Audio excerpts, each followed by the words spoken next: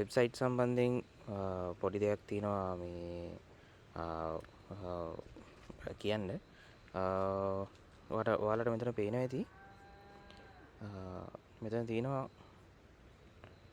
එකේ ඉඳලා 6ට යනකම්. ඒව ඇවිල්ලා වෙබ්සයිට් වල අපි සාමාන්‍යයෙන් තියෙන අරමුණු. දැන් මේ 6න් එකක් තමයි සාමාන්‍යයෙන් මම දන්න සහ ඔකනේ මේක මම වැරදි නම් නිවැරදි කරන්න. මේක මේ මගේ අත්දැකීමෙන් සහ ඔය දන්න ශාස්ත්‍රයෙන් එකතු කරගත්ත මේ කරුණු ටික.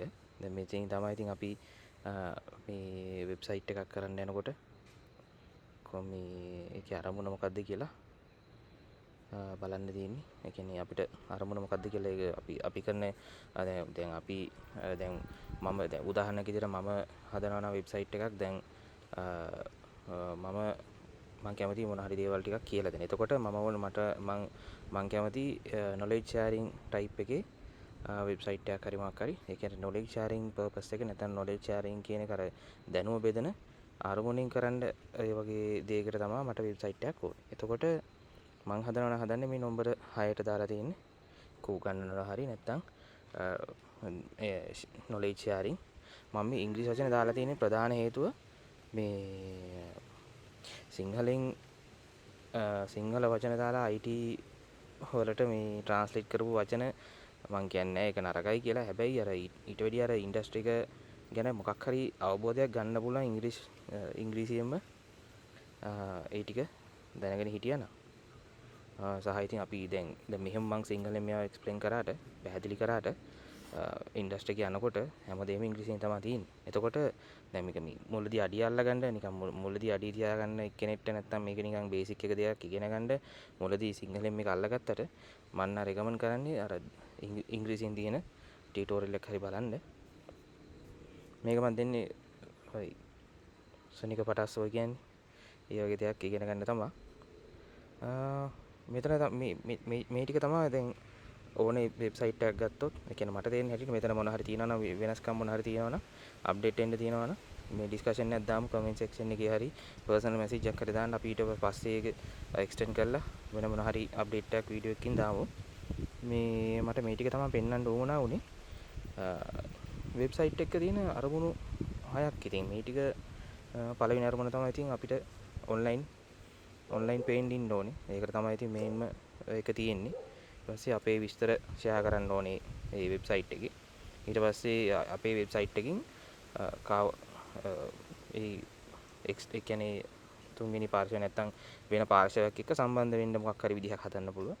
ඊට පස්සේ හතරවෙනි එකේ එන්න ඕනේ අපේ වෙබ්සයිට් එකකින් තියෙන්න ඕනේ යාර වෙබ්සයිට් එක විසිට් කරන කෙනාට නිකන් ට්‍රස්ට් එකක් වගේ ට්‍රස්ට් එක කියන්නේ විශ්වාසය ගොඩනගෙන්න සහ නිකන් අපිව නිකන් ප්‍රොමෝට් කරන්න නිකන් ඒක මාකටිං අපිව මාකට් කරන්න ඒ වගේ පස්වෙනි එක කොහොමද මේක බලද්දිම තේරෙනවා වෙන කෙනෙක්ට විසිට් කරන වෙබ්සයිට් එකට විසිට් කරන කෙනෙක්ට සර්විස් එකක් පර්චේස් කරන්න නැත්නම් ප්‍රොඩක්ට් එකක් පර්චේස් කරන්න ඒකේ කරපුට අන්තිමේකදී මම කියවගෙන මගේ කියන්නේ මට ස්පෙસિෆික් වෙච්ච එක සහ ඉතින් කොට දෙනෙක්ට ටීචින් එහෙම කරනවා නම් මම ටීචින් වලට බහැලා නැහැ. හැබැයි ඔය දන්න කට්ටිය දන්නවා. ඉතින් මම කියලා දෙන්න ගියාම අඩු මේ තොර චෝච්චියක් නැතුව කියලා දෙනවා කියලා. එතකොට අර මේ ඒ වගේ දෙයකට මේක හොඳයි. මේ ස්ටෙප්ස් 6 නැත්නම් ස්ටෙප්ස් 6 නේ කාරණා 6ටත් එහා මේ ටික අරමුණු 6ක් වගේ තමයි මේ තියෙන්නේ. ඒ කියන්නේ ගන්න පුළුවන්. බලන්න මේ ටික ඔයාලා මේකෙම බේස් කරලා ඉන්න එපා. මේක මට මේ තේරිච්ච හැටියට සහ මට හම්බෙච්ච අත්දැකීම් හැටියට ලිස්ට් එක දාගත්ත විදිහ. ඔයාලා බලන්න මේ විදිහට දැන් ඔයා දැන් හිතන්න දැන් ඔයාට ඕනේ වෙබ්සයිට් එකක් කරන්න. දැන් ඔයාගේ මොකක් හරි පර්සනල් වෙබ්සයිට් එකක් නැත්නම් ඔයාගේ කේක් හදනවා කියන්නකො. දැන් මම මේ උදාහරණයක් ගන්න. කේක් හදනවා නම් කේක් හදන එකේ දැන් ඔයා වෙන කාට හරි දැන් ඔයාලාගේ ඉන්න ඔයාගේ යාළුවෙක් වෙබ් ඩිසයිනර් කෙනෙක්ට ඔයාට කියන්න දැන් අයිඩියා එක ගන්න පුළුවන්.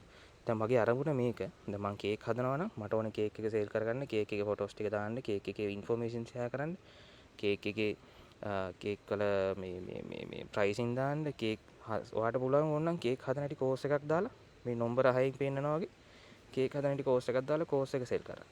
එතකොට ඒ වගේ අර ඔයාට වෙබ් ඩිසයින් හරි කාට හරි කියලා ඔයාගේ රික්වයර්මන්ට් එක ඔයාට අදහස ඔයා ගාව තියෙන අදහස පැහැදිලිව ටිකක් එක්ස්ප්‍රෙස් කරගන්න පුළුවන් දෙන්නට කතා කරලා මේක මේ මගෙන් කරන්න කියලා නෙවෙයි කියන්නේ ඒක ඕන කෙනෙක්ට කතා බහ කරලා ඕන කෙනෙක් කතා බහ කරලා හැබැයි මේ වගේ දේවල් කතා කරනකොට සමහර විට මේ ගැන සමහර විට ඩිසයින් දන්නේ නැතුව වෙන්නත් පුළුවන්. ඒගොල්ලෝ අර අපි ඉස්සරත් අපි අර ඉවෙන් වගේ වැඩ කරන්නේ. එතකොට අර මේ අර ටෙක්නිකල් සීන් එකට වැස්සහම ඉතින් අර අපි අර මොකද කියන්නේ මේ IC එක අතේ තියන් ඉපදිච්ච උන් සෙට් එකක් ඉන්නවද ඒ වගේ කට්ටියට සමහර ඒවා මේ ෆ්‍රේම්වර්ක් එහෙම අහුවෙන්නේ නැහැ. දැන් මට වුණත් අහුන්නේ නැහැ මේ කතන්දර. ඉගෙනගෙන යද්දි තමයි මටත් මේවා අහුන්නේ. එතකොට ඔයාලට පුළුවන් මේවත් එක්ක ගනුදෙනු කරන්න හොරුන්ගෙන් බේරෙන්නත් පුළුවන්. අනික් කාරණාව දැන් මම ස්කෑම් කරන කට්ටිය දන්නවනේ. ඒගොල්ලන්ට මේ සම්බන්ධයෙන් අර මේ වගේ අර යම් කිසි අවබෝධයක් නැත්තම් මේ මොනවද අර ජෙනරලයිස් හරි නෑ ඕවර්විව් එකක් වගේ ඒගොල්ලන්ට නැත්තම් ඒක ඔයාලා ෂේප් එකේ කට් වෙන්න නැත්තම් ඔයාලගේ සල්ලිත් තරම් ඔයාලව අනාථ කරන්න පුළුවන්. සමහර තැන්වල තියෙනවා මේ